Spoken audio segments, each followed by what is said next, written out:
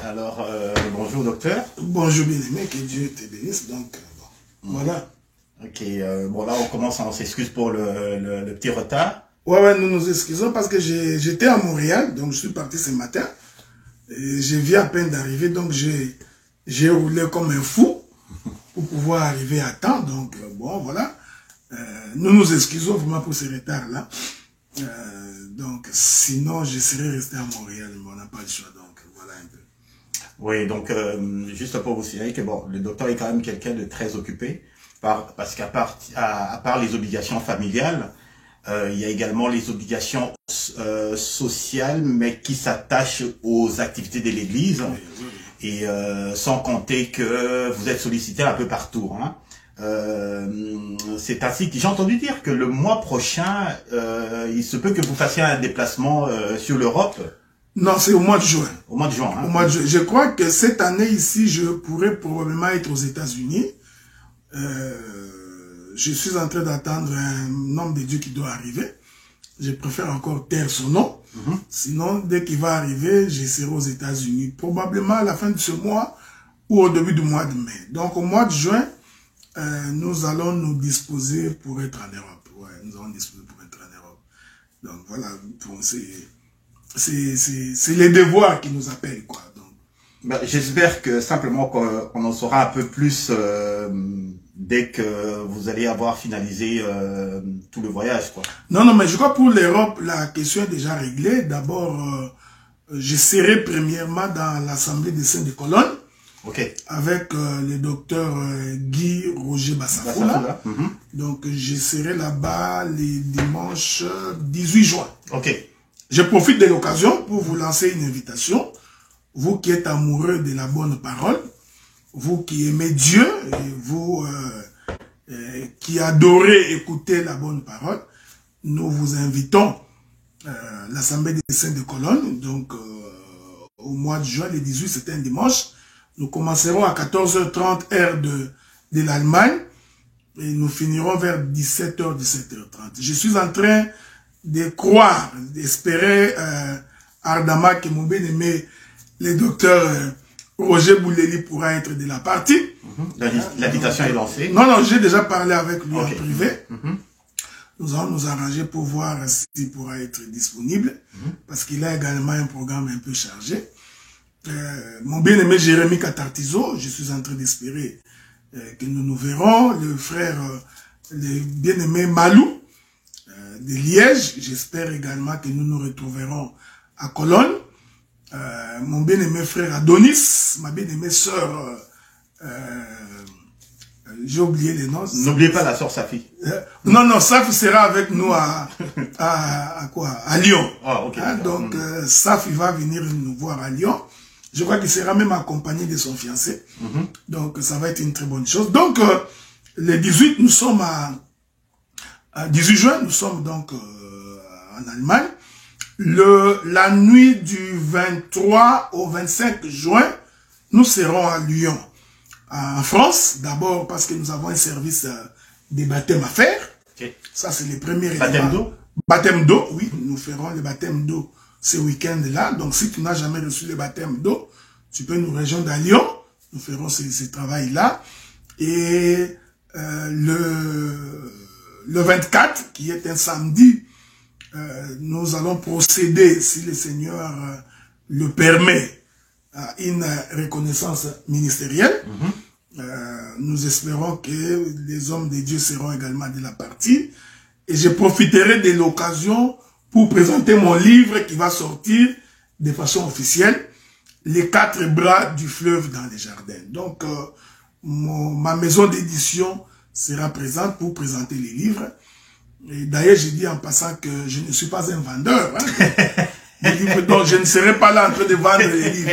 Je viendrai présenter les livres. Je crois que celui qui fera la présentation, c'est le directeur de la maison d'édition. Et je crois aussi que ma bien-aimée sœur Safi préfacera également mon livre, parce que c'est une sœur intelligente. Elle parle bien, elle écrit bien. Et les dimanches, nous allons donc prendre la parole pour pouvoir enseigner. Donc, nous prêcherons les dimanches les 25. Et lorsque nous aurons fini, donc le 26, nous rentrerons par la Belgique, moi et ma charmante épouse. Nous prendrons donc notre vol et nous allons rentrer. Voilà. Donc, c'est le programme que je voulais. Donc, mon bien-aimé Dr. Guy Roger Bassafoula, donc nous allons nous voir bientôt. Je te salue, je salue Maman Rachel également. Que Dieu vous bénisse. Voilà. À propos justement de votre livre qui va apparaître, docteur, qu'est-ce que vous avez à dire, juste pour vous démarquer de ceux qui disent que nous avons reçu gratuitement, alors nous devons donner aussi gratuitement, et que lorsqu'il est question de la parole de Dieu, on ne peut en aucune manière procéder à, donc, je dirais, vous ne pouvez pas, ça peut pas être un objet de profit. Donc, juste pour vous démarquer. Non, d'ailleurs, d'autant plus que je n'ai investi aucun sou. Donc, je n'ai pas de profit à tirer parce que moi, je n'ai investi aucun sou. Le Seigneur a fait, pendant que nous prêchons comme ça, nous enseignons la parole, il y a quelqu'un en France qui est tombé sur mes enseignements et qui a été un peu épaté de la manière dont nous abordons les Écritures. Alors, ces frères-là a décidé de produire ces livres-là. Ok? Donc, c'est toute une maison d'édition. Donc, c'est eux qui ont pris la charge et tout. Moi, je n'ai apporté que quelques correctifs. Et la pensée de ce que je conçois aujourd'hui comme étant l'évangile qui doit être prêché. Donc, c'est la maison d'édition qui se charge du reste. Donc, je ne suis pas ici en train d'inviter, tu vois, vous, les membres de la communauté des assemblées des saints, venez acheter des syllabus. Non, non, non. Il ne s'agit pas de ça. Non, il ne s'agit pas de ça. Nous, notre souci maintenant est de pouvoir atteindre les autres nationalités. D'accord. Ok? Nous avions compris que ce qu'on appelle communément les blancs, bien qu'ils sont crémeux, ok? Donc, ont tendance à découvrir l'évangile par les livres. Donc, tu n'iras pas toquer à la porte d'un blanc qui ne t'a pas invité, je viens prêcher Jésus. Non. Ok? Donc, les gens qui ont cette conception-là africaine, il faut qu'ils arrêtent de penser comme ça. Donc, ici, les Occidentaux, donc, s'informent et ils s'instruisent par les livres. Donc, notre objectif, c'est qu'il faudrait que ces Occidentaux-là puissent nous lire au travers de cet ouvrage. Une fois que nous aurons lu, nous sommes rassurés comme l'Éternel Dieu est avec nous. Ils nous inviteront. Alors, nous commencerons à animer les conférences et des colloques. C'est pourquoi je vous avais dit que j'ai fait le projet que dans 5 ans, que je puisse arrêter de prêcher de façon active. Ça, c'est mon projet. Dans 5 ans là, je ne voudrais plus me tenir du haut de la chair en train de crier. J'ai crié pendant des années, donc surtout que c'est de l'apostolat. Donc, nous n'avons plus rien à prouver. Donc, dans 5 ans là, nous laisserons l'Assemblée des Saints d'Ottawa entre les mains des jeunes ministres qui vont continuer. Nous sommes en train de former les gens à Montréal. Dans 5 ans, nous laisserons les jeunes ministres de l'Assemblée des Saints de Montréal continuer l'œuvre. Nous allons commencer à donner des conseils et au besoin à intervenir si c'est vraiment nécessaire. Nous allons nous plonger dans les conférences, dans des colloques. Donc, je serai tout le temps en train de voyager. Voilà. D'accord, alors, donc c'est bien compris. Ah, merci beaucoup. Et puis, bonne chance pour votre prochain déplacement. Merci. Et également pour la publication du bouquin. J'espère que ça aura beaucoup de succès, en sens que il y aura beaucoup de... On atteindra l'objectif, hein, vous allez atteindre l'objectif que vous êtes fixé pour que la parole de Dieu... Mais ça, nous espérons. Vous savez, quand nous avions commencé, c'est ce que j'ai toujours dit, vous savez, j'ai grandi dans l'Assemblée des Saints de l'Université 83, c'est là que j'ai connu le Seigneur, c'est là que j'ai fait mes premiers pas. À Kinshasa. À Kinshasa, dans les Seigneurs. Et quand nous sommes arrivés au Canada, je suis parmi les premiers prédicateurs. Je dis bien les premiers prédicateurs des Assemblées des Saints qui est rentré dans les réseaux sociaux. Et à cette époque-là, quand nous sommes rentrés dans les réseaux sociaux, nous avions reçu des insultes de partout. Il y a des gens qui nous insultaient que tu es prédicateur des réseaux sociaux, il n'a pas une assemblée locale, il n'a pas d'église, c'est un prétentieux, il est arrogant. Nous avons entendu toutes ces choses-là.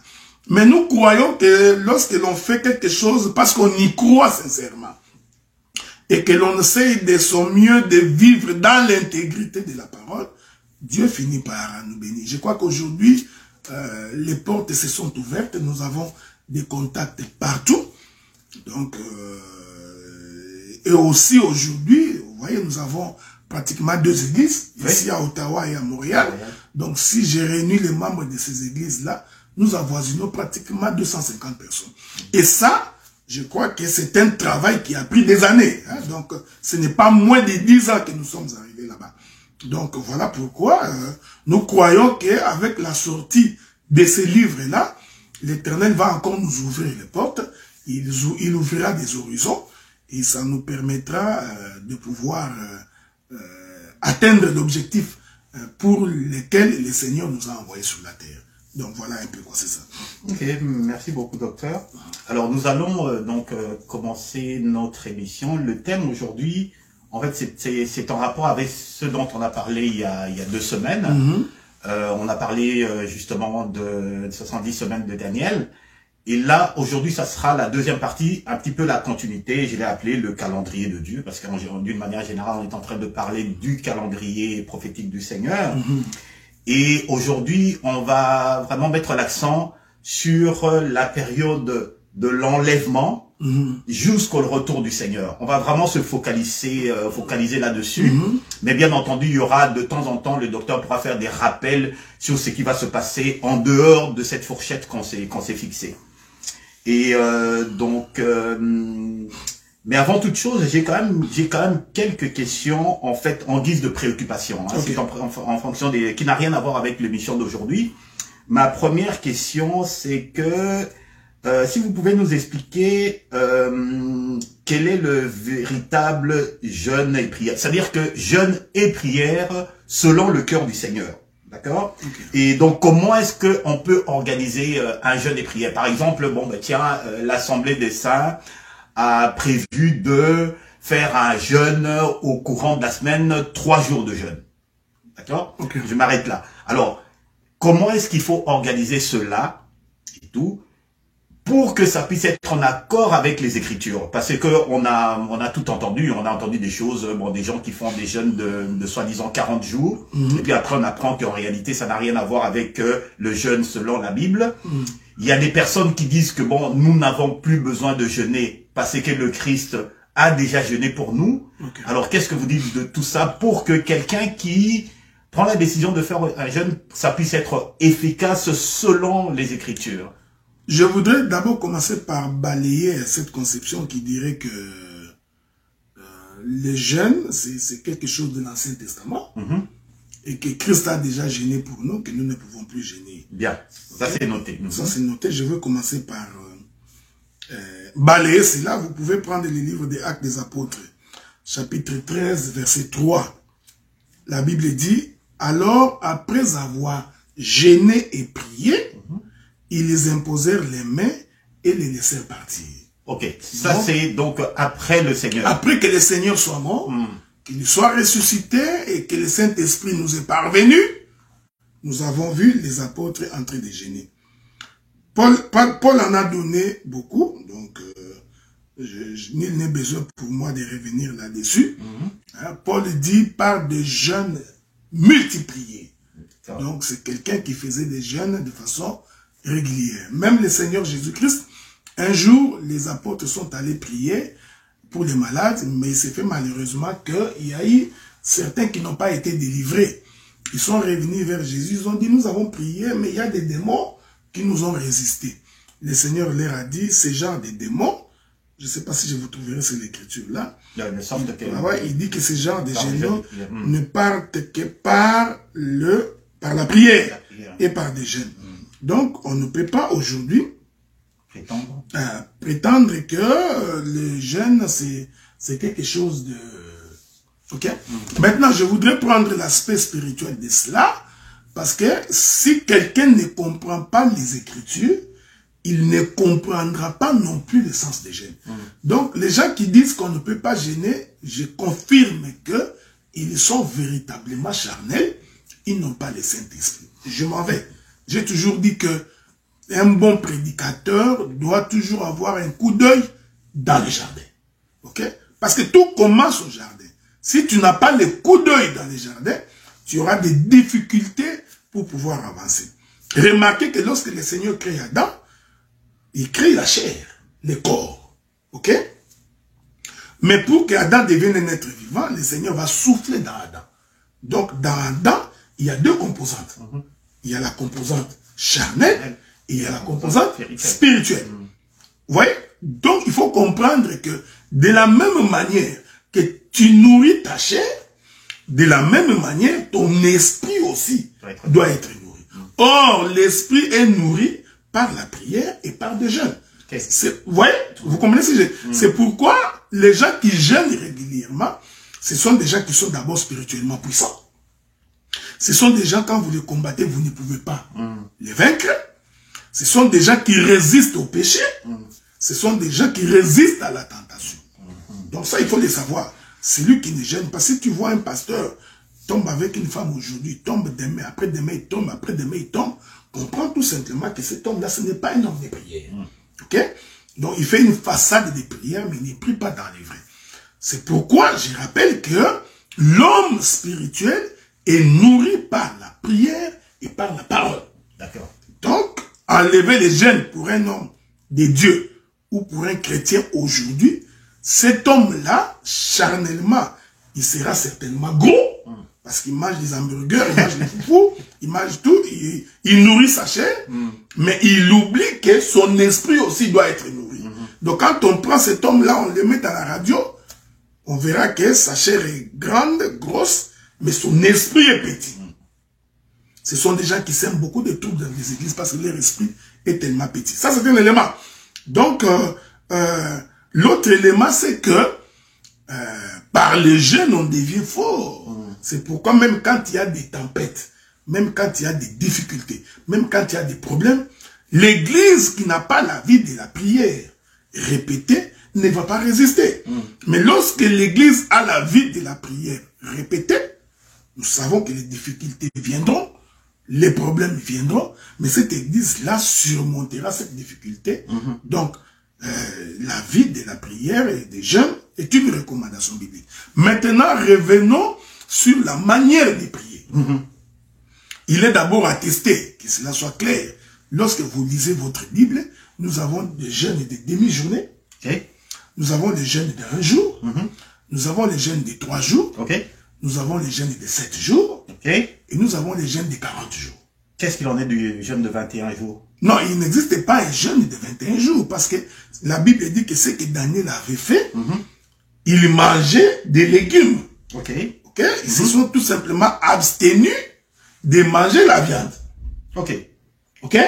Ceci est très important. Je ne voudrais pas entrer dans... Non, on va pas rentrer dans les détails, parce que c'est que Daniel et ses compagnons faisaient. Je voudrais quand même... Donc parler du jeûne de soi-disant jeûne de Daniel. De 21 jours, non, ça n'existe pas. Ça, je peux encore comprendre que quelqu'un ait fait le jeûne de 1 jour, 21 jours.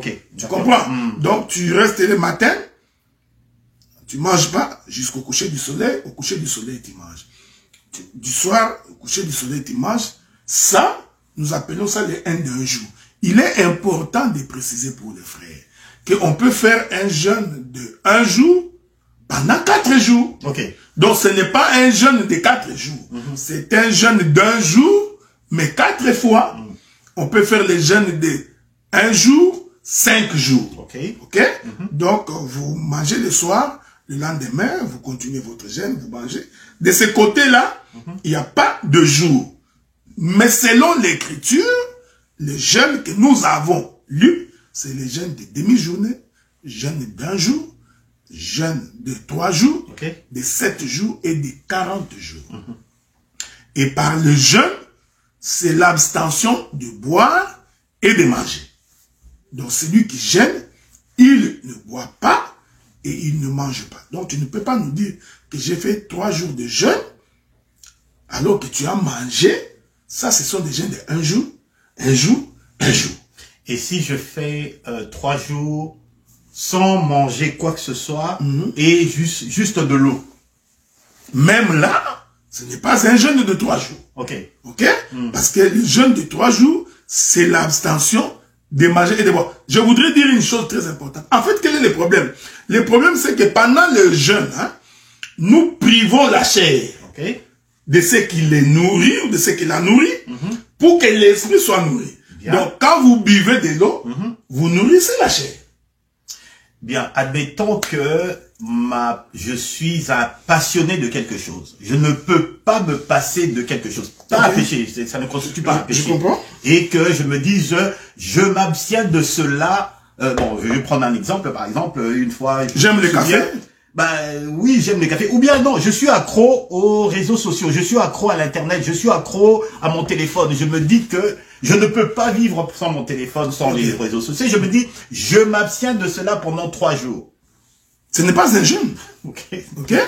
Parce que les gens sont en train de créer des jeûnes qui n'existent pas dans la Bible.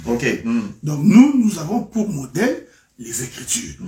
Vous voyez, c'est ce qui nous différencie de beaucoup d'églises.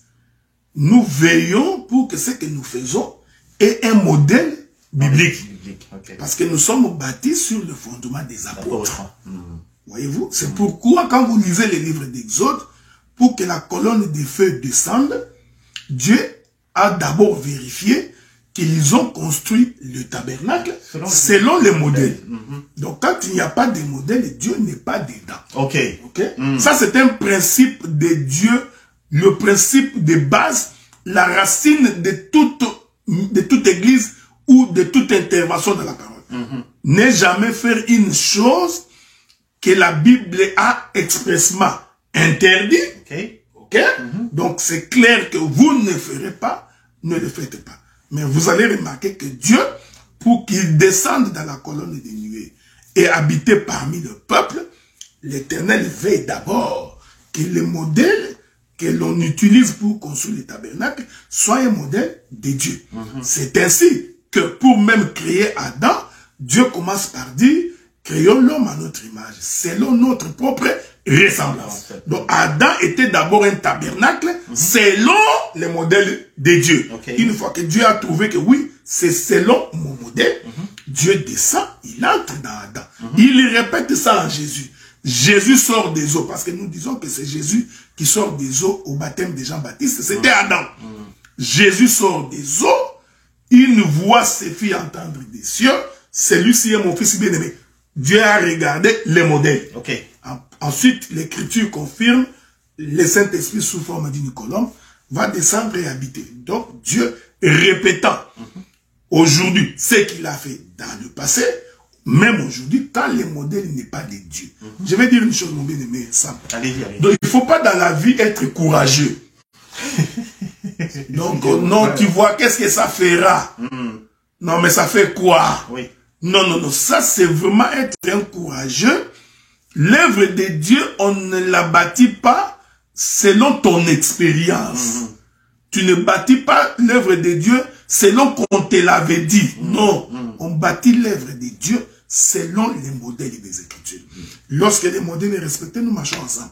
Lorsque les modèles n'est pas respecté, nous ne marchons pas ensemble. Donc j'ai toujours dit, quand nous ne nous mettons pas d'accord, séparons-nous. C'est la moindre des choses. Mais mon bien-aimé Sam, mais écoutez, mais c'est la moindre des choses. Même Dieu a se séparé avec Satan. Dieu lui-même, il trouve que non, Satan, non, ça marche plus, c'est pas. Nous voulons la paix et la vraie paix dans le Seigneur. Donc les choses de Dieu, nous nous mettons d'accord. Si tu penses avoir raison que j'ai tort, tu me quittes. Si moi je pense que j'ai raison que tu as tort, je te quitte. Donc, certainement que nous mangerons le foufou, mais pour l'œuvre de Dieu, nous sommes séparés. Ce n'est pas un péché. Donc, il s'est bien séparé. Ce n'est pas un péché. Se séparer n'est pas un péché. Ce n'est pas mauvais. Et puis, j'ai toujours dit, celui qui a raison ne se plaint pas de la séparation. Non. Celui qui a raison, il ne se plaint pas de la séparation. Parce qu'il sait que... J'ai parlé avec Maman Michel aujourd'hui quand nous partions à Montréal. Je lui ai dit ceci. Paul dit quelque chose d'important. Paul dit, il y a certaines personnes qui prêchent Dieu, qui prêchent Christ avec des sentiments nobles. Il y en a d'autres qui les prêchent par des motifs impurs. J'aime ce que Paul dit. Paul dit, quoi que c'est là, Christ n'est pas moins prêché. Donc, vous comprenez?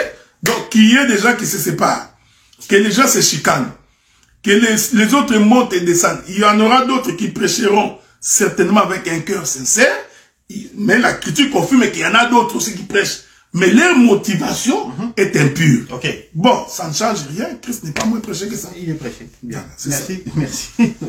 Je voulais finir dans le jeûne, s'il vous plaît. Finissons par le jeûne. Les jeûnes aussi, c'est fait selon les modèles des Écritures. C'est-à-dire, vous ne faites pas les jeûnes en fonction du calendrier romain. Okay? Donc, je fais un jeûne de 24 heures. Non, nous n'avons pas l'enseignement. C'est ton choix. Tu peux le faire en 24 heures, c'est ton choix. Mais moi, l'enseignement que j'ai, un jeûne de 24 heures, que les jours à 24 heures, pour moi, ce n'est pas la Bible. 24 heures calendrier. Hein? Calendrier romain. Parce que, je vais donner les Écritures. L'Écriture dit que dans le livre de Jean, chapitre 11, Jésus pose la question aux Juifs. Il leur dit, n'y a-t-il pas 12 heures au jour? Le Seigneur confirme que pour lui, les jours a 12 heures. Il donne une parabole. Un homme est sorti pour chercher des ouvriers à louer dans son champ. Il sort à la première heure, il prend les gens. L'Écriture dit qu'il va prendre la dernière personne à la 11e heure. À la fin de la journée, il paye à tout le monde le même salaire. Ceux qui ont commencé depuis le matin vont dire au maître du champ, mais l'autre ici n'a travaillé qu'une heure. Et tu payes le même salaire que nous. Ok? Je n'entre pas dans l'interprétation. Donc, pour Dieu, les jours à 12 heures. Donc, votre jeûne de 24 heures là, j'ai commencé le jeûne à 15 heures aujourd'hui, j'ai fini à 15 heures demain. Je n'ai pas ce modèle-là dans la Bible. Okay. Donc, je refuse de te condamner, mais je te présente les vrais. Je n'ai pas ce modèle-là. Lorsque Jésus-Christ est mort, c'est la question que j'ai toujours posée. Jésus-Christ a été arrêté un jeudi. Et qu'il a été crucifié un vendredi. Parce que la Bible dit que Joseph d'Arimathée est allé voir Pilate pour lui dire, on ne peut pas laisser le corps de Jésus sur la croix parce que demain c'est le sabbat. Et vous savez que le sabbat chez les Juifs, c'est samedi. Oui. Je parle ici des sabbats en tant que jour. Parce que nous avons des sabbats comme période. Mais ici, je parle des sabbats en tant que jour. C'est un samedi. Donc Jésus est mort vendredi. Selon le calendrier juif, aujourd'hui c'est à 15 heures que Jésus est mort. Okay. Quand Christ est mort, on l'a pris, on l'a enterré. Et la Bible dit qu'il est ressuscité le premier jour de la semaine. Chez les Juifs, le premier jour de la semaine, ce n'est pas lundi, c'est dimanche. Donc vous comprenez que si Jésus était mort à 15 heures vendredi, si je rentre dans ta logique, raisonnons par l'absurde. De 15 heures à vendredi à 15 heures samedi, ça fait un jour. De 15 heures samedi à 15 heures dimanche, 2 jours. Mais Jésus-Christ n'est pas arrivé à 15 heures dimanche. Non. Il est ressuscité le dimanche très tôt matin. Quand le soleil s'est levé, lui aussi sort, parce que c'est lui le véritable soleil. Donc, vous voyez, si nous comptons selon vous, Jésus a fait 1 jour et demi. Alors, quand tu n'as pas la révélation, tu vas faire selon les Romains. Mais nous avons le calendrier du jardin. J'aime ça. Hier soir, hier matin. Le Seigneur n'a jamais commencé les jours par le matin. Je l'ai dit, je le répète. Quand le Seigneur commence les jours, il le commence par le soir et il le finit le matin. Ok? C'est très important. Donc, le jeûne de 3 jours, si vous voulez le faire, comme nous venons de faire là, nous on a fait 3 jours de jeûne, on a fini aujourd'hui matin. Nous avions commencé, le jeûne de 3 jours a commencé mercredi soir. C'est le mercredi soir que nous avions arrêté de manger. Donc, du mercredi soir au jeudi matin, pour Dieu, 1 jour, consommé. Du jeudi soir au vendredi matin, 2 jours, consommé. Du vendredi soir au samedi matin, le jeûne est fini. Donc, c'est comme ça que nous comptons les jours. Alors, rapidement, cette question sur la mort, en fait. Hein, la mort. Quoi, tu veux mourir, quoi? Bon, depuis toujours, bon, on sait maintenant que la mort, n'est plus ce qu'on considère comme le processus biologique terminal, d'accord?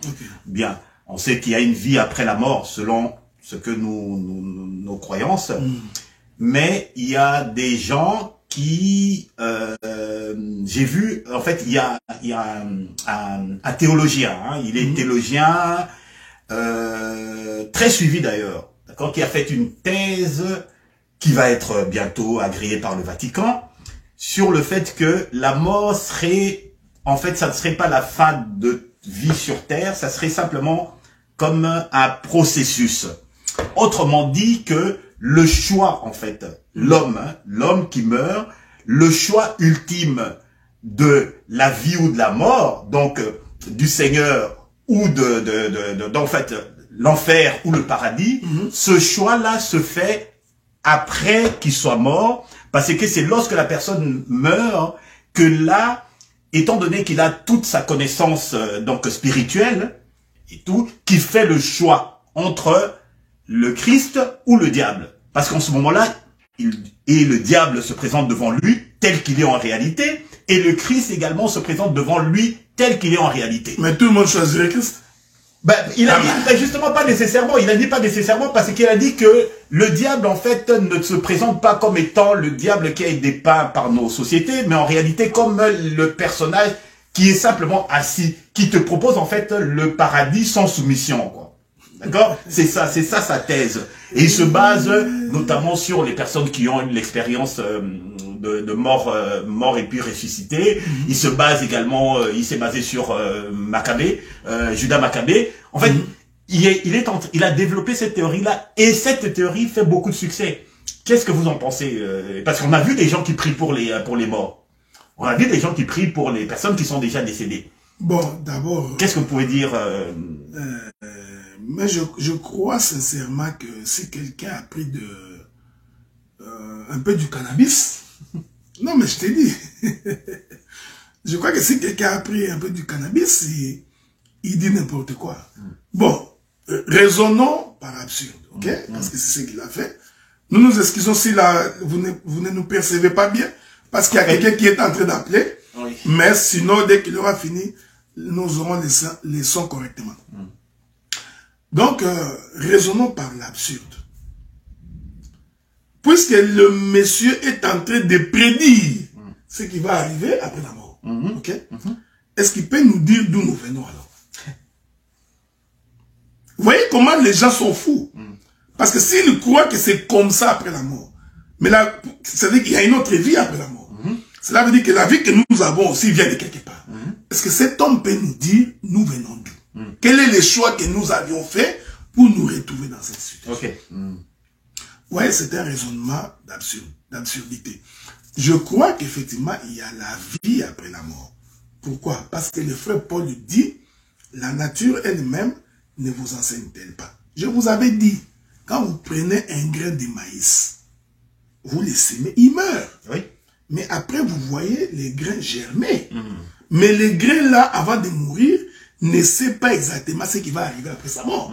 C'est seulement lorsqu'il va germer que l'on comprend qu'il a germé. Christ a dit ça. Si un grain tombe à terre et ne meurt, il reste seul. Mais s'il meurt, il va se multiplier.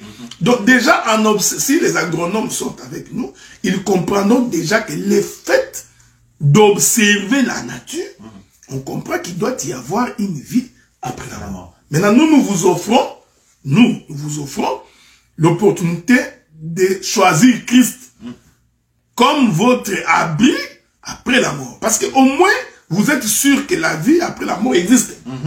Donc faire le choix maintenant. Maintenant. Qu'on est encore en vie. Observez, vous verrez. Donc observez tout, vous verrez que tout passe par la mort pour qu'il y ait une nouveauté. Je voudrais même aller un peu plus loin. Même pour avoir une télévision, il y a eu la mort. Vous comprenez? De quelques éléments qui ont fait que la télévision existe. La chaise sur laquelle je suis assis, cette chaise, pour qu'elle existe, il y a eu la mort. Donc, cette chaise-ci est une plante. C'est une plante qui était morte, vous voyez. Il y a la vie après la mort. Maintenant, ce que nous vous offrons, c'est quelle est la place pour vous. Où est-ce que vous serez après la mort? Donc, voilà. Donc, je crois que ce raisonnement-là, c'est un raisonnement absurde un peu. Donc, ce sont un peu des rêveries, d'autant plus que ce sont des choses que nous n'avons même pas vues. Alors que quelqu'un est en train de faire des projections, je pense que c'est un peu de la folie. Mais si nous devrions répondre selon la Bible, non, la Bible nous dit, pendant qu'il est encore là, et que vous écoutez sa voix, n'endurcissez pas votre cœur. Parce qu'après la mort, il n'y a point de repentance. Vous savez, quand la Bible dit que non, après la mort, il n'y a rien. Ça, c'est Christ qui dit ça. L'homme vit et puis il meurt. L'homme vit et puis il meurt. Cela veut tout simplement dire que cette mort-là, c'est en fonction de la repentance. C'est-à-dire qu'après la mort, il n'y a plus de choix à faire. Tu fais le choix pendant que tu es vivant, tu acceptes de servir le Seigneur ou tu ne l'acceptes pas. Si tu ne l'acceptes pas, c'est ton choix, tu assumeras les conséquences dans l'au-delà. Bien sûr, bien sûr. Alors là maintenant, on va commencer notre sujet. Et donc cette introduction-là sur la mort, justement, ça concorde bien. On va parler de l'enlèvement. Hein. On va d'abord parler de l'enlèvement, mais en fait, ce qui a motivé cela également, c'est tout ce qu'il y a comme les guerres, les épidémies, les troubles, les changements climatiques, l'inflation. Et maintenant, on parle même d'une nouvelle notion qui s'appelle la collapsologie. Mais tu vas ramasser des termes comme ça. Non, mais justement. Mais ça, moi, j'aime bien parce qu'il y a des gens qui donnent des termes et tout. Et quand on regarde bien, en fait, il y a toujours un fondement. Il y a toujours un fondement. Et quand il parle de collapsologie, bon, il y a le terme, donc, le terme anglophone to collapse. Donc, en fait, on parle de l'effondrement de toute chose. Bien. Alors, donc, ils nous rejoignent un petit peu, parce que, justement, avant l'enlèvement, ce qui va motiver, justement, l'enlèvement également, c'est qu'il y aura l'effondrement de toute chose. Bien. Mais ça, c'est vrai. Oui, ça, c'est vrai. Alors, il arrivera un moment où, justement, il y aura l'enlèvement, vous allez, comme vous avez dit la dernière fois, l'enlèvement de l'épouse. C'est l'épouse qui sera enlevée. D'accord? Bien. Alors, voici, en fait, l'enlèvement de l'Église, c'est un sujet qui est assez délicat. Ça, il faut bien qu'on dire. C'est un sujet très controversé, même parmi les croyants. On est d'accord? En même temps, ça peut susciter bien des oppositions. Hein. Alors, nous, on va vérifier, donc, selon les Écritures, si effectivement, est-ce que c'est une doctrine, c'est un mythe, ou bien c'est des fables, justement. Alors, donc, donc, on va parler de l'enlèvement de l'épouse. On va commencer avec 1 Thessaloniciens 4:16. Voilà. Thessaloniciens 4:16. Alors, donc, car le Seigneur lui-même a un signal donné, à la voix d'un archange et au son de la trompette de Dieu, descendra du ciel et les morts en Christ ressusciteront premièrement. Ensuite, nous les vivants qui seront restés, nous serons tous ensemble enlevés avec eux sur des nuées à la rencontre du Seigneur, etc., etc., etc. Et puis ça dit à un moment donné, consolez-vous donc les uns les autres par ces paroles. Ma première question, en quoi est-ce que ces paroles peuvent susciter la consolation? Parce que je ne me vois pas en train de consoler une personne en lui disant que bon voilà, le Seigneur revient, de toute façon ne t'en fais pas, le Seigneur revient bientôt. C'est vraiment, c'est cette partie-là, en fait, que je voudrais que vous commentiez, docteur. J'ai souffert, hein, généralement comme nous, on ne se donne pas des versets ou des questions avant. Je voudrais chercher une écriture. Si je ne la trouve pas, j'espère que, je ne sais pas si mon bien-aimé Guilain est là, il pourra nous aider. Ça dit quoi en gros? Il y a... j'ai trouvé ça. Vous prenez le livre, je prends ça pour expliquer cette pensée-là. D'accord. Livre d'Apocalypse, chapitre 19. Je vais lire le premier verset et le deuxième verset. Il est écrit ceci. Apocalypse 19, premier et deuxième verset. Après cela, j'entendis dans le ciel, comme une voix forte d'une foule nombreuse qui disait, Alléluia, le salut, la gloire et la puissance sont à notre Dieu. Parce que ses jugements sont véritables et justes, car il a jugé la grande prostituée qui corrompait la terre par son impudicité. Il a vengé les sangs de ses serviteurs en les redemandant de sa main. Donc, pour que nous parlions de la consolation, il faut premièrement qu'il y ait de la souffrance. Or, la vie de tout enfant de Dieu sur la terre est une souffrance. Pourquoi j'ai dit que c'est une souffrance? C'est au regard de ce que nous voyons aujourd'hui. Il faut qu'on se le dise. Aujourd'hui, le bien est devenu mal. Oui. L'immoralité est devenue la règle. Observez tous les films de ces derniers temps. Incroyable mais vrai. Observez, j'ai dit tous les films qui sortent de n'importe quel coin. Allez regarder ces films. Vous verrez, il y a toujours des scènes d'immoralité plus proches de ce qui arrivait du temps de Sodome et Gomorrhe. Est-ce que vous comprenez?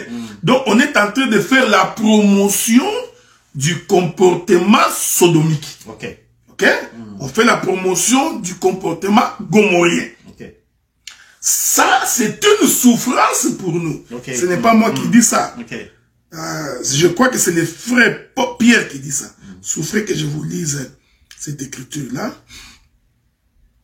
Si je ne me trompe pas, le frère Paul dit ceci. Non, frère Pierre.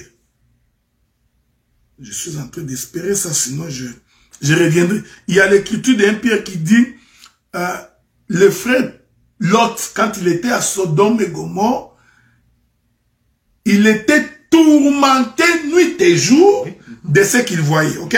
C'est cette écriture-là, si on nous la trouve, on peut nous la balancer. Mais je crois que le Seigneur est dans, je trouverai cette écriture-là. Donc, c'est pourquoi la Bible parle de consolation. La consolation ici voudrait dire, Éternel Dieu, viens nous prendre que nous quittions cette terre parce que nous souffrons. Ainsi, la prédication de la consolation, c'est de dire à mon frère et à ma soeur, ne vous en faites pas. Tenons-nous la main dans la vie de la prière. Craignons Dieu. L'Éternel Dieu nous aidera. Nous sortirons de cette situation. C'est ça la consolation. Ok, donc quelqu'un qui n'est pas consolé. 2 Pierre chapitre 2 verset 2. Merci beaucoup mon bien-aimé. On va lire ça. C'est très important. 2 Pierre chapitre 2 verset 2. C'est ça, 2 Pierre chapitre 2 verset 7. Hein? Verset 7. 2 Pierre chapitre 2 verset 7. La Bible dit ceci. Je vais même commencer par le verset 6. S'il a condamné à la destruction et réduit en cendres les villes de Sodome et de Gomorrhe, les donnant comme exemple aux impies à venir. Vous voyez, ce qui arriva du temps de Sodome et Gomorrhe, c'est un exemple pour vous, les impies. Parce que vous ne croyez pas que ça va arriver. Mais nous vous disons que ça va arriver. Nous en fait, ça arrivera. Il dit, s'il a délivré les justes Lot, profondément attristé. Ah, tu as vu la tristesse, hein? Donc, profondément attristé de la conduite de ces hommes sans frein dans leur dissolution. Donc, l'âme de Lot était attristée. On pose la question à Jésus. Donnez-nous les signes de ton avènement. Il lui répond. Ce qui arriva du temps de Lot. Donc, doit aussi arriver avant l'avènement du Fils de l'homme. Au temps de Lot, Lot était attristé de ce qu'il voyait. C'est également la raison pour laquelle nous, aujourd'hui, nous sommes très attristés de ce que nous voyons. Et nous espérons que l'enlèvement doit avoir lieu le plus vite possible pour nous épargner cette impureté que nous sommes en train de voir aujourd'hui sur la terre. Ok, bien. Donc, l'enlèvement, en fait, c'est que à un moment donné, c'est le comble de justement de cette souffrance, et Dieu dit assez, c'est assez. Je prends mes élus. Exactement. Pour pouvoir anéantir la terre. Exactement. Mais regardez, je vais donner, parce qu'il y a beaucoup d'illustrations dans la Bible. Israël se retrouve en Égypte. Oui. Ok. Le Seigneur décide de délivrer Israël. Oui. Mais remarquez qu'Israël n'est pas sorti immédiatement. Non. Moïse vient avec le message de la délivrance. C'est ici qu'il faut comprendre les choses de Dieu. Il annonce à Pharaon que l'Éternel voudrait que son peuple puisse sortir, faire une marche de 3 jours pour l'adorer. L'Écriture dit, lorsque Pharaon a entendu ce message, qu'est-ce qu'il a fait? La Bible dit qu'on a augmenté la corvée. Donc la souffrance a été augmentée. Généralement, lorsque une délivrance s'approche, vous sentirez la souffrance de la terre. Parce que quelque chose d'extraordinaire va arriver. C'est pareil au temps de Lot. Lorsque Dieu voulut mettre Lot dans l'arche avec les animaux, Les animaux ont senti que quelque chose est en train de ne pas bien marcher sur la terre. Donc, ce que nous voulons dire, c'est-à-dire que l'immoralité, l'iniquité, parce que ça, l'iniquité, c'est la différence qu'il y a entre l'iniquité et le péché. C'est parce que les péchés gardent encore le caractère consciencieux. Ok. Mais l'iniquité, c'est lorsque l'homme n'est plus conscient. Il commence à trouver que ce qu'il fait, c'est bien. Ok. Il fait plus le bien du mal. Il peut insulter, il ne s'excuse pas. Il peut prendre ta femme, ça ne le dérange nullement. Il peut tuer, il peut tuer, massacrer, rien. Donc, il peut t'escroquer ton argent et demain te regarder comme si de rien n'était. À un moment donné, tu te poses la question, c'est pas un sorcier. Quand un homme arrive à cette situation-là, c'est un homme unique. C'est-à-dire, sa conscience ne lui dit plus rien.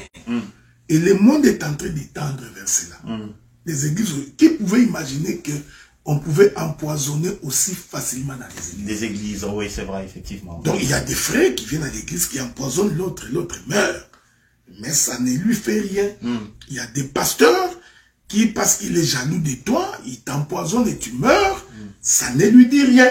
Donc, nous sommes véritablement à la veille de l'enlèvement, parce que ce que nous voyons aujourd'hui ne s'est jamais fait nulle part ailleurs avant cette génération. Ok? Donc, dans cette génération, l'occultisme est visible. On recrute au vu et au su de tout le monde. Il y a ici aux États-Unis l'église de Satan. Donc, vous trouvez des boîtes de nuit ici à Ottawa où les satanistes viennent fêter. Oui. Donc, ce n'est plus des gens qui se cachent, ce n'est plus des gens qui disent non. Au Congo, je prends l'exemple du Congo parce que c'est mon pays d'origine. Au Congo, les gens se réclament de fraternité. Ça se dit. Voyez-vous, tout le monde en parle. On a d'ailleurs essayé de les maquiller en appelant cela fraternité. Mais en réalité, ce qu'ils appellent fraternité, ce sont des loges. Vous voyez, ce sont des sciences occultes. Personne ne s'en cache. Les gens vont à Turquie faire des affaires, ils sont dans des loges. Les gens qui vont à Guangzhou, en Chine, faire des affaires, ils sont dans les loges. Les avocats, les magistrats sont dans les loges pour que tu puisses avoir un poste. Si tu n'es pas de la fraternité, tu n'auras pas. Donc, vous voyez, donc, tous les éléments sont réunis pour attester que véritablement nous nous approchons vers la fin de toutes choses. C'est pourquoi ma prière est que ceux qui sont des dieux, qu'ils gardent la foi, qu'ils gardent la parole, qu'ils vivent dans l'intégrité de la parole, qu'ils apprennent à craindre Dieu et à vivre selon la parole, parce que c'est seulement au prix de cela que nous serons sauvés. Donc, le monde entier, on sait que depuis la faillite du jardin, le monde entier est sous l'emprise de Satan. Ok? Parce que Satan a troqué son autorité, l'autorité que Dieu lui avait donnée. Adam a troqué ça. D'accord? Bien, le monde entier déjà, le monde appartient déjà à Satan. Qu'est-ce qui va changer en fait? Qu'est-ce qui va changer? Dieu, il va dire trop c'est trop et il enlève les élus et les autres il les livre à Satan. Qu'est-ce qui va se passer en fait? Mais ça va se passer exactement comme ça. Qu'est-ce qui risque la différence entre le fait que l'église soit là et l'église est enlevée et puis quoi? C'est une désolation encore pire qui va se passer? Mais regarde, le problème c'est qu'il y a beaucoup d'exemples dans la Bible. Je prends l'exemple. Vous savez, quand Noé était en train de construire l'arche, les contemporains de Noé se disaient que c'est impossible que Dieu détruise la terre. Ok? C'est comme il y a des individus qui nous regardent là, qui disent, non, toute cette multitude qui est en Chine, en Inde, partout là-bas, Dieu vraiment va les tuer. Tu vois? La logique ne change pas. Cet esprit-là circule jusqu'à aujourd'hui. Cependant, Dieu a tué les peuples. Il a massacré tout le monde. Les bébés, tout le monde. Ils sont tous morts. Donc, Jésus vous dit que c'est ce qui va arriver. Il vous l'a dit. Ce qui arriva du temps de Noé arrivera. Je prends l'exemple. Sodome et Gomorrhe. N'est-ce pas que Lot était à Sodome et Gomorrhe? N'est-ce pas que ses filles étaient mariées? N'est-ce pas qu'il faisait sa vie? Non, il faisait sa vie. Mais quand Dieu a décidé de détruire, Dieu ne change pas. Dieu, avant de détruire, il fait toujours ce qu'on appelle la capture. Vous savez, il y a un film qui vient de sortir qui s'appelle Capture, hein, qui veut dire enlèvement. Faut pas être trop religieux. Toi, tu es toujours à genoux, Jésus. Il faut suivre les informations. Vous conseillez aux gens d'aller le voir? Ouais. Okay. Je conseille, allez suivre ces films-là. faut pas être trop borné, beaucoup de choses vont t'échapper. Suis les informations, vérifie ce qui se passe en Ukraine, en Russie. Lisez les signes des temps, c'est important. Allez suivre, il y a un film qui vient de sortir qui s'appelle Capture. On parle de l'enlèvement. Okay. Vous savez, les sorciers, les occultistes, et ils savent qu'il y aura enlèvement. Curieusement, hein? Ils le savent. Oui. Il n'y a que des chrétiens qui pensent qu'il n'y aura pas d'enlèvement. Les gens qui sont avancés spirituellement dans le monde des démons, ils vous font des films. Aujourd'hui, ce que nous vivons aujourd'hui, mais il y a 10... Je me souviens à l'époque, en 1997 80, il y a un film qui était sorti au Congo qui s'appelait K2000. K2000. Les gars avaient une voiture, mais la voiture télécommande, ça. À l'époque, on se disait que non, ça ne va pas exister, hein, non, ce sont des aventures. Mais aujourd'hui, ça existe. Donc, il y a quelqu'un dans le monde des ténèbres qui avait vu ça avant vous tous et qui a dit que ça va arriver. Donc, il faut bien lire les signes des temps. Donc, quand tu ne lis pas les signes des temps, tu auras des difficultés. Bien-aimés frères et sœurs, les choses sont en train de s'aligner pour démontrer qu'il y aura bel et bien la fin du monde. Les occultistes savent qu'il y aura un enlèvement. Regardez, ils sont tellement malins qu'ils sont en train de se préparer pour aller habiter dans une autre planète. Ah oui. Tu vois? Ou même, ils construisent des bunkers. Les gens, il n'y a que les chrétiens ils sont dans une distraction, en train de danser. Donc, ils vont prendre des musiciens qui les embrouillent avec des danses, les chansons chrétiennes avec des danses obscènes. Donc, concert comment ça s'appelle? Michel Bakken. Je n'ai rien contre lui. Donc, encore moins Mike Kalambay. Mais, regardez la plus grande distraction qui existe dans le monde. Et je vous dis que les plus grands distracteurs, aujourd'hui, sont des chrétiens. Des gens qu'on appelle chrétiens. Ils nous ont plongés dans la distraction. Les jeunes sont en train de suivre ces gens-là. J'ai suivi la dernière vidéo de Mike Kalambay. Je me suis dit, éternel Dieu, mais qu'est-ce qui se passe dans ce monde? Qu'est-ce qu'il y a? Et qu'est-ce qui se... Je ne comprends plus. Est-ce que c'est dû à l'ignorance ou simplement... Non. Parce que, comme on dit, la Bible dit, le prince de ce siècle a... Mais le prince de ce siècle a aveuglé tous ces gens. Tu regardes, à la maison, les enfants, les mamans, les papas, ils sont tous distraits en train de regarder la vidéo de quelqu'un qui vous sentez que c'est la distraction pure et simple. C'est le désir de la chair. La chair est nourrie. Je vous avais dit, c'est ça le problème avec l'homme. Il nourrit plus sa chair que son esprit. Toutes ces vidéos-là que vous voyez de tous ces musiciens-là, ces vidéos ne font que nourrir la chair. Deux petites chansons, c'est les atalas. On fait des cris, des cris, des cris, des cris. Tout le monde danse, on dit qu'on est en train d'adorer Dieu. Non, mais bien aimés frères et sœurs, à un moment donné, il faut vous poser la question. Mais les sorciers que vous chassez la nuit, nous te chassons au nom de Jésus. Au nom de Jésus. Ces occultistes-là, et ils savent que ce monde ici va être détruit. Vous ignorez ça.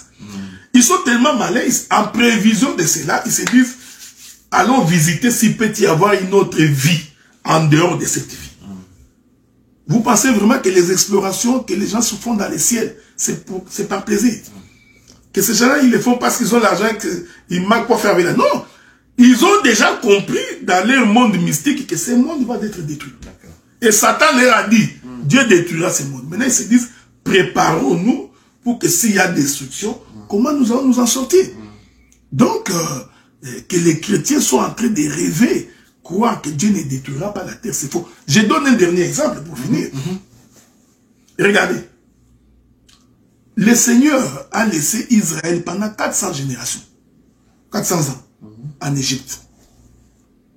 Le Seigneur décide de les faire sortir. Quel est ce miracle que Pharaon n'avait pas vu? Je vous pose la question. Toi là, tu vois les sauterelles sur toute la ville. Est-ce que tu poursuivras encore cet homme? Si je viens dans ta maison, moi, je viens dans ta maison. Je dis un mot. Ta maison remplie de sauterelles. Je sors. Est-ce que tu me suivras? Même si j'étais ton esclave. Les miracles qui se sont passés, la Bible dit qu'il prenait de l'eau comme ça, l'eau devenue le sang.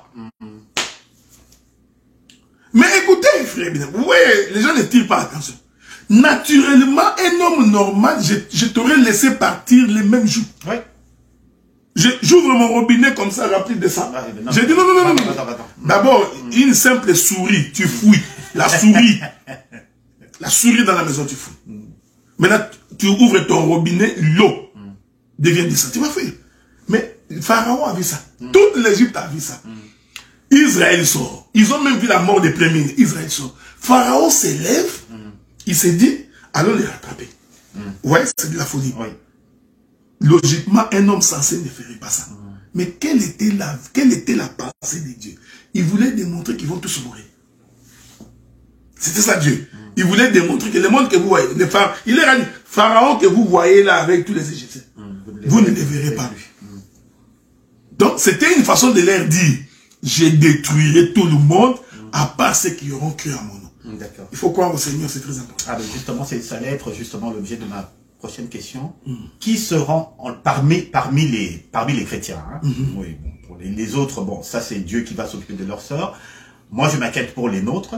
Parmi les nôtres, qui risque d'être enlevé, qui sera enlevé, qui risque de ne pas être enlevé, qui risque de rater l'enlèvement? Non, mais il faut d'abord qu'on lise bien les Écritures. Parce que nous ne faisons pas un enseignement. Nous croyons d'abord qu'il y aura l'enlèvement. Et nous croyons que parmi ceux qui sont appelés, tous ne seront pas enlevés. Ok. Donc, je vais donner 2-3 éléments dans la Bible. Le premier élément, je donne, Lot est sorti du pays d'Égypte. Lui, sa femme et ses deux filles. Dieu leur a dit, allez à la montagne. Mais remarquez que, bien qu'ils sont sortis, la femme de Lot n'est pas arrivée à la montagne. C'est un élément qui doit attirer votre attention. Un jour, Jésus prend les disciples. Il marche avec eux, il arrive quelque part, il laisse les autres, il récupère Pierre, Jacques et Jean. Il va se transfigurer. Cette transfiguration n'a pas été vue par les autres. Mais cependant, ils étaient avec Jésus. Ouais, ça, ce sont des témoignages de la Bible. C'est pour dire que tout le monde ne verra pas la face glorieuse de Jésus, quand bien même qu'il marche avec Jésus. Jésus reprend la même chose encore une seconde fois, la veille de sa mort. Il prend les disciples qui étaient 11, il arrive quelque part, il laisse 8, il les récupère encore Pierre, Jacques et Jean, il les amène pour aller prier. Ce sont des éléments qui prouvent que tout le monde ne sera pas enlevé. Même de tous ceux qui croient, tous ne seront pas enlevés. Ne me posez pas la question pourquoi, je ne sais pas le pourquoi, Dieu a décidé. C'est lui qui connaît les critères. Je prends un autre élément. Jésus il raconte la parabole des 10 vierges. Ok? Ici, je n'entre pas dans les débats, les vierges folles, c'est Israël ou c'est le reste des nations. Ce n'est pas ce qui m'intéresse. Ce qui m'intéresse ici, c'est seulement qu'elles étaient 10. Elles avaient tous des lampes, de l'huile dans leurs lampes. Mais quand le Seigneur est venu, certaines ont vu leur huile en train de diminuer. Alors, ils sont allés pour chercher de l'huile. L'époux est arrivé, 5 sont entrés, 5 sont restés.